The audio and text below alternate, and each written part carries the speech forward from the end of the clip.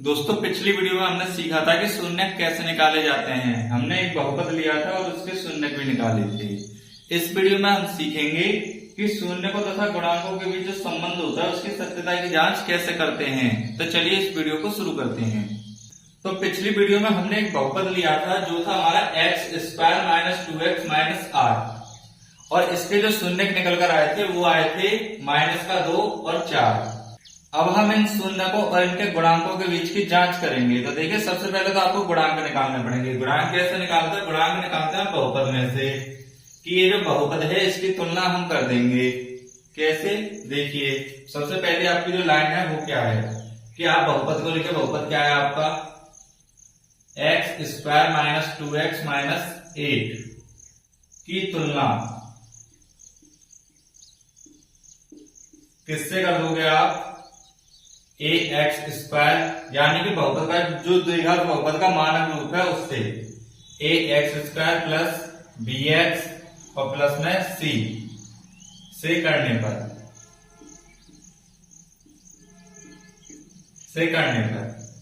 अब देखिए जब मैं इसकी तुलना इससे करूंगा तो जो ए है उसका देखिए यहां पर कुछ आएगा।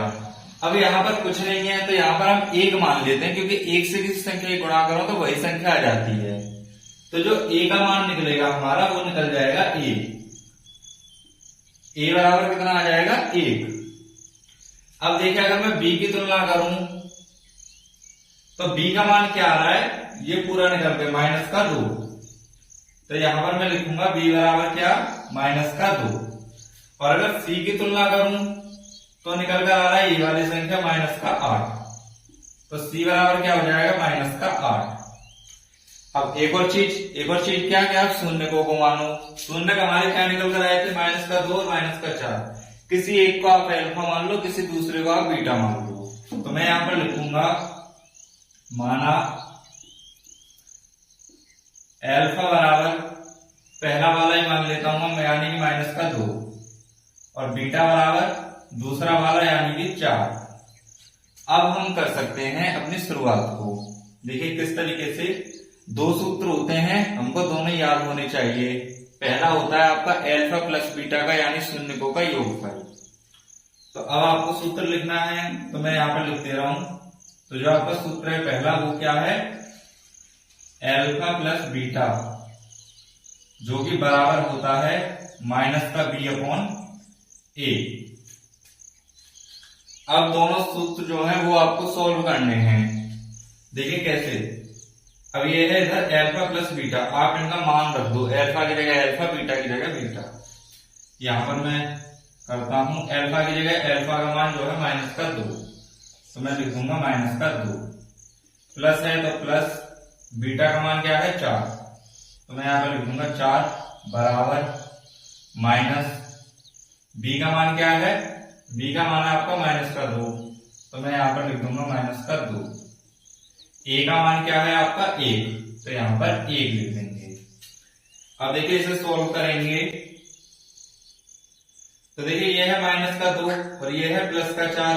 ऐसी संख्या को सोल्व करने के लिए क्या करते हैं कि जो बड़ी वाली संख्या है उसमें से छोटी वाली संख्या को घटा दो।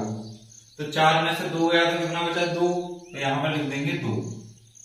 और चिन्ह किसका लगता है? जो बड़ी वाली संख्या होती है उसका।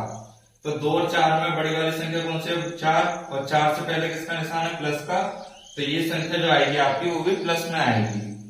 और अब यहाँ पर प्लस का निशान मैं लगाऊं या ना लगाऊं, संख्या आपकी पॉजिटिव है ही, तो मैं यहाँ पर प्लस का निशान नहीं लगाऊंगा।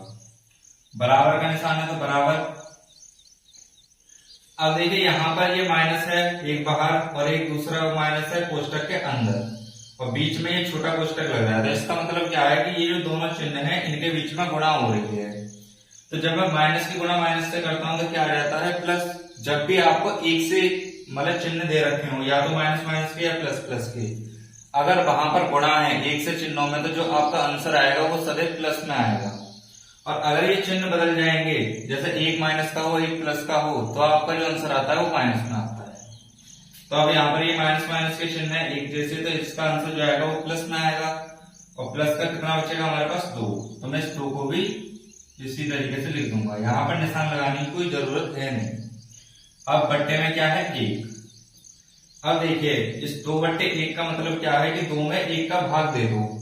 जब मैं 2 में 1 का भाग दूंगा तो 2 ही आ जाएगा। तो निचली लाइन में मैं लिख सकता हूं 2 बराबर 2, यानी कि हमारी जो LHS है लेफ्ट हैंड साइड वो बराबर है RHS के। तो मैं यहां पर लिख दूंगा LHS बराबर RHS। ये हमने पहले सूत्र की सत्यता की जांच कर ली। अब बढ़ते हैं दूसरे सूत्र की तरफ।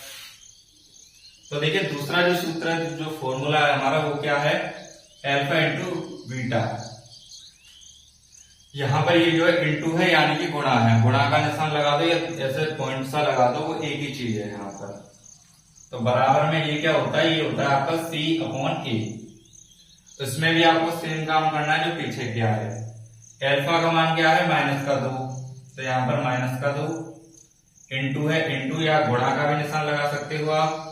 और बीटा क्या है आपका 4 प्लस का, बराबर C का मान क्या है -8, A का मान क्या है 1। इसको सॉल्व कीजिए। तो देखिए यहां पर अब मैं बात करूंगा, सबसे पहले तो मैं संख्या की गुणा करूंगा, चिन्हों की अभी नहीं कर रहा। सबसे पहले तो आपको संख्या से मतलब है, गुणा हो रहा है, यहाँ पर गुणा का निशान लगा दे रहा हूं मैं। तो देखिए 2 चौक कितने हो जाएंगे आपके 8, 2 चौक हो गए आपके 8। अब देखिए साइन यानी कि चिन्ह किसका आएगा, तो देखिए यहाँ पर है माइनस, यहाँ पर है प्लस, क्योंकि कुछ नहीं है तो प्लस माना जाता है यहाँ पर संख्या के आगे। तो देखिए माइनस और प्लस की गुणा में करूंगा, 2 मुझे चेंज निशान दिख गई, मतलब अलग अलग निशान दिख गई। तो यहाँ पर जो आंसर आएगा वो किस में आएगा, माइनस में। तो ये हो जाएगा मेरा -8। और यहाँ पर मैं -8 में भाग लगाऊंगा 1 से, तो भी मेरा -8 ही आएगा। तो मैं यहाँ पर भी लिख सकता हूँ, दोनों पक्ष मेरे बराबर आ गए। तो यहाँ पर LHS बराबर RHS, और ये भी मैंने जांच कर दी। तो इस तरीके से आप कर सकते हैं शून्यकों और गुणांकों के संबंध की सत्यता की जांच। तो दोस्तों आज की वीडियो में इतना ही। मैं मिलता हूँ आपसे अपनी नेक्स्ट वीडियो में। अगर आपको वीडियो पसंद आई हो तो लाइक कीजिए, शेयर कीजिए अपने दोस्तों के साथ। अगर कुछ डाउट रहा हो तो वो आप मुझे कमेंट करके पूछिए, और ऐसी अन्य वीडियो के लिए मेरे चैनल को सब्सक्राइब कर लीजिए।